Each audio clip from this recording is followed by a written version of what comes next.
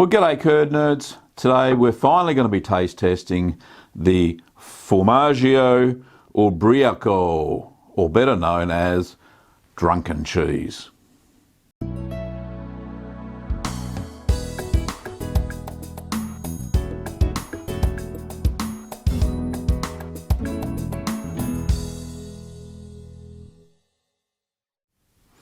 So this Drunken Cheese has been maturing for 3 months. It says it needed to be tried or tasted on the 10th of August, which is pretty good, and it's what is it? It's the 21st, 22nd, I can't remember, 22nd of August today, so I'm a few days over.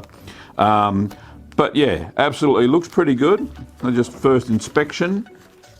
Got a little bit of whey seepage there, but that's normal, seems to be normal with cheeses. And I've got some paper towels here to sop up any mess, and even hidden away I've got a tea towel I can wipe my hands, so we won't have any off-screen shots or anything like that. Anyway, let's get into the taste test, shall we? So let's get this bag off.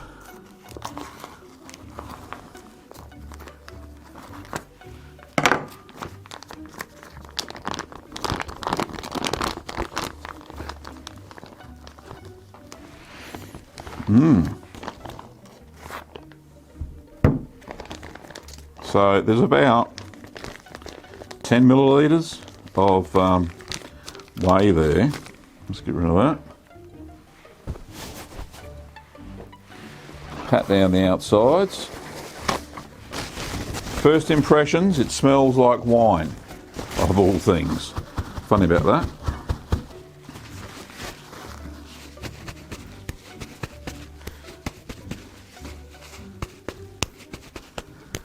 Still has a fairly vibrant red colour, which is great, which I would expect.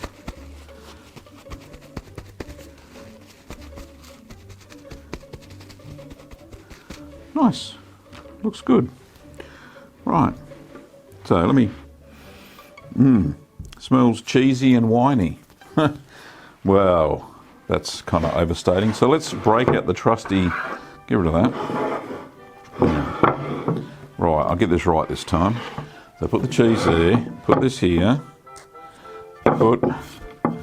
make sure there's no dust. Right, oh. I'll get it right one day. Right, here we go. Cheese on top. Stretch it. Cheese on top. Nice, here we go.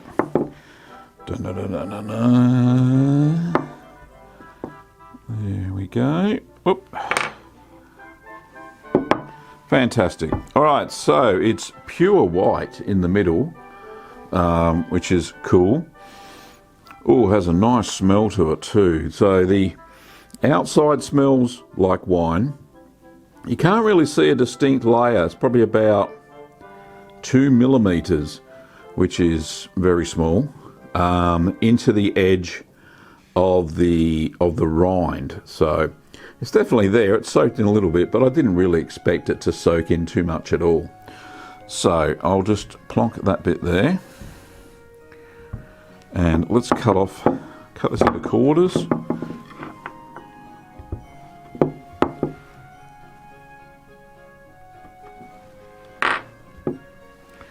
That bit there. And then we'll see if I can cut off a slice. A slice worth eating. There we go. More like a chunk than a slice. Whoop. Alright. Got bits everywhere here. Right, so we've got, let me just wipe my hands.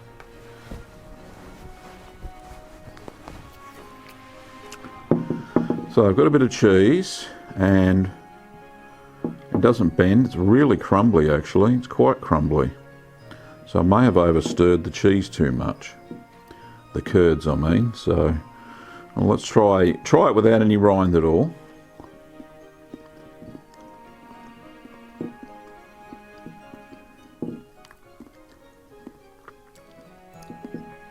Quite nice, pretty sharp actually. Doesn't taste like there's enough salt, but I know I put a fair bit in there.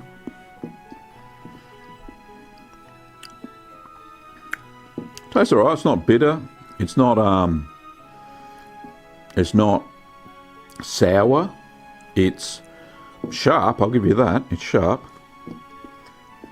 So there's a bit with a bit of the rind. It's nice. It coats the mouth. Pretty good.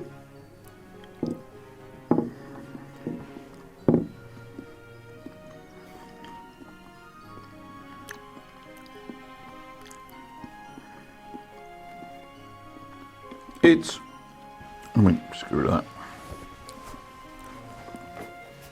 It's more like a feta that has been undersalted.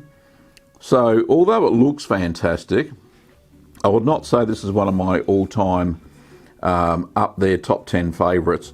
Still nice, don't get me wrong, but yeah, look, it tastes like feta, so without a lot of salt. So a very unsalty feta. The crumbliness, especially the texture, the crumbliness, definitely like that, and well, yeah, and the flavour, very much like feta. I think you could use this in salads, no problems at all. You wouldn't even know the difference. So, the more you eat though, it tastes actually better. So, it's a pretty nice cheese. Now I'm thinking, now I've had a few bites and the temperature changes in your mouth. Very unique. It's a flavour I really haven't tasted before. I'd eat more. I really would. Maybe not in the top 10, but seeing I've probably made about, 150 cheeses now, definitely be in the top 50 for sure.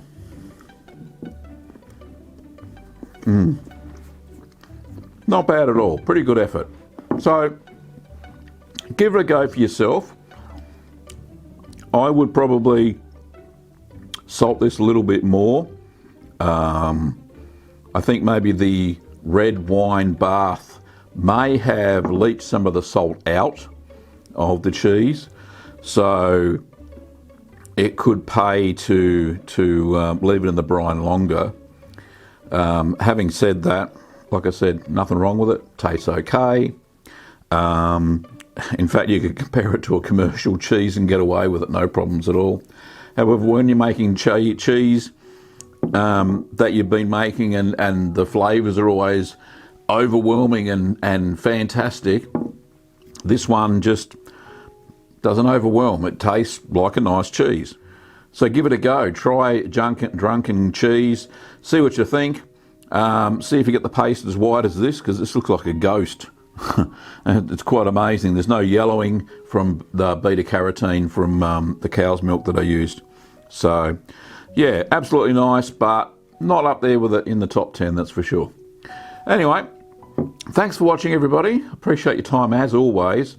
Don't forget to like if you liked it, dislike if you disliked it, and subscribe if you haven't already. Also, you can check out equipment and kits and supplies over at littlegreenworkshops.com.au, a little company run by my wife and I, and we ship all over the world. Anyway, Curd Nerds, thanks for watching, and I'll see you next time.